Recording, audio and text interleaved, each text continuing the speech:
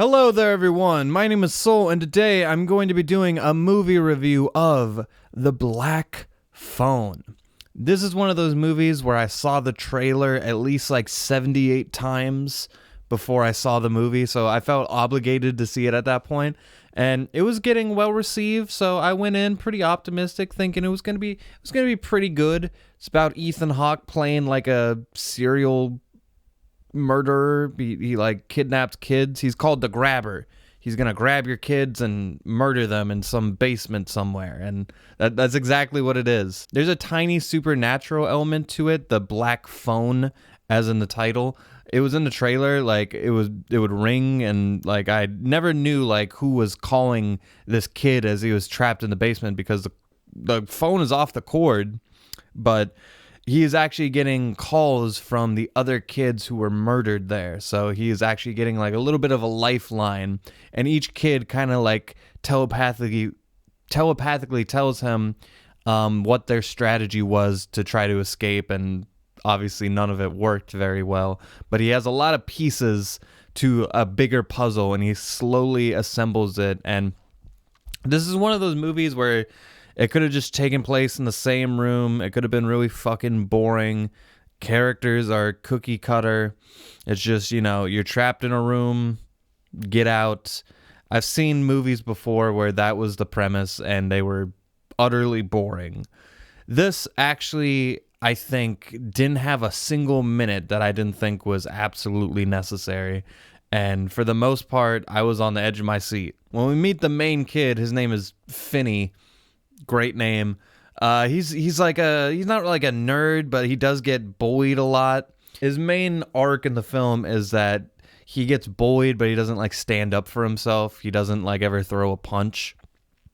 And I was like, hey, I've been there before, kid. I understand how you feel. And it's not like a impressive character growth expedition. It's nothing like that, but it's interesting enough. And his sister also, this taps into the supernatural, has fantastical dreams where she can kind of get like little hints as to things going on. Like these other kids that get abducted, she finds out like one of them, when they got abducted, there was like a black balloon, and and her family gets involved because how the hell do you know that, kid? We didn't disclose that to the public. And then the dad, who's a drunk, gets really upset, and there are layers to this movie. And I'm going to go into spoilers, so if you just want the quick and easy, was it good, was it not, it was a really good movie. I enjoyed my time with it. It's currently in my top 10 movies of last year, which is dumb. I hate when movies release to a couple of theaters or a couple of audiences and they are technically last year, but whatever. It's one of my favorite movies of 2021. Going into spoilers now, Ethan Hawke in this film is a menace. Throughout the film, I saw him in the trailers. He's like a creepy magician, and then like, oh, he snatches kids, and I thought it might be more elaborate than that. No, he's just a guy who's gonna snatch your kid and put him in a van and then take him to a basement to butcher him. That's what he does. But he makes this whole little game out of it, where he like puts on masks. Like he'll put on the bad mask if you lie to him, or he'll put on the good mask if you're being a good boy. And that was actually a really interesting part of the film. Like the first time you see him wear the mask with the frowny face, like it sent a shiver down my spine. I was actually like, and he drops the food, and like that part hit hard. And throughout the film, Finney is trying to get out of there. He's like trying to go through the window. There's like a hole in the wall. There's like a little thing where a guy tried to dig out of there. And each of these don't really go anywhere. And throughout the whole film, I was kind of getting bummed out. Like when there was an open window and like he wasn't doing everything in his power to climb out, I was like, what the fuck are you doing?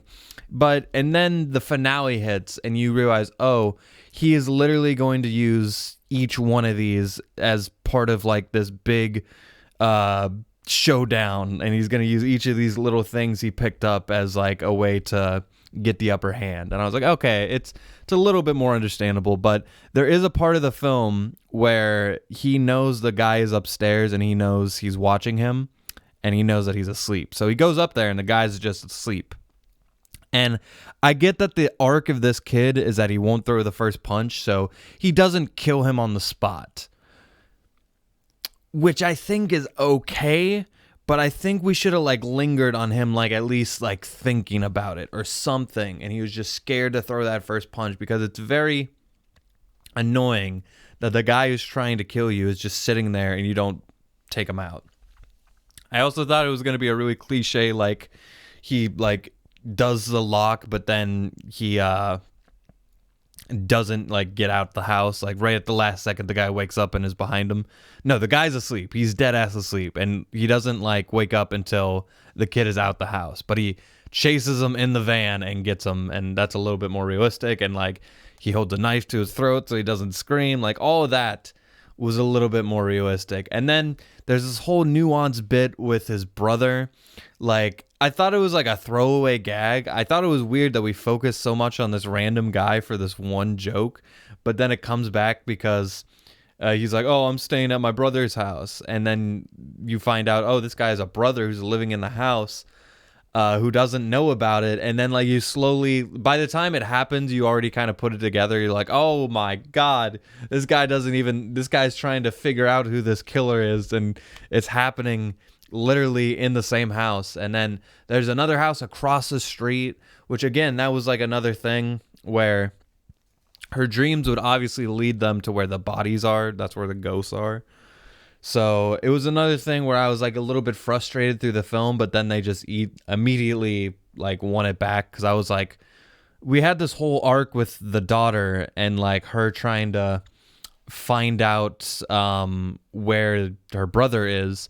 And I thought it was going to be really cheap if she just found out and that's how he defeats the bad guy. And it was like, why did we spend all this time with the phone? And then, oh, well, she found the bodies. And then it all kind of, it still kind of felt needless to have two victories when one of them really could have got the job done. And it was also a little, I don't know, disheartening to like have him get this big victory over the grabber, and then he just walks outside and everything's already happening. I will give merit to this film because between the brother, the sister, even like the boys and like this other like friend character that he has, because like it's like a kid from The Outsiders, I swear to God, because it takes place more closer to that time period. He's like a cool boy, and they just get into like bare knuckle brawls, like fist bleeding. That's how they open the film. But like it's one of those movies where like the child actors are so good that you forget they're child actors. And that happened with me with literally each of the kids, where I stopped thinking of them as like a kid in front of a camera, and then I was like, oh, this is just character. And of course the grabber was super interesting. Like I really wanted to like explore his mindset. We don't, and you know, sometimes that's always, not always, but sometimes that is better. But for this character, I was very interested in his like mind games or what he was trying to do, and he still felt like a menace. He still felt like a threat, even though like by the end of it, it felt like Finney had like 5 different ways to defeat him.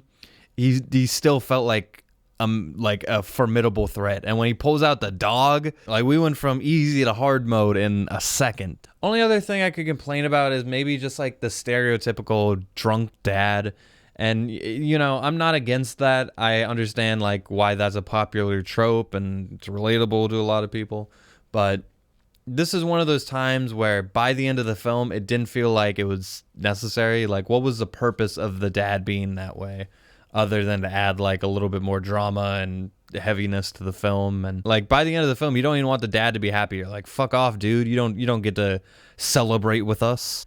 But as far as thrillers go, I was on the edge of my seat almost the entire film, and by the time that Finney like chokes him out, like you're just like, yeah man, you do it, kid. It's a very simple movie, but sometimes just having a really tight polished screenplay, but sometimes all you need is a good script, some good ideas, a couple really good actors, and you have a damn good movie. And that's what The Black Phone is. I'm gonna give this one an 8 out of 10.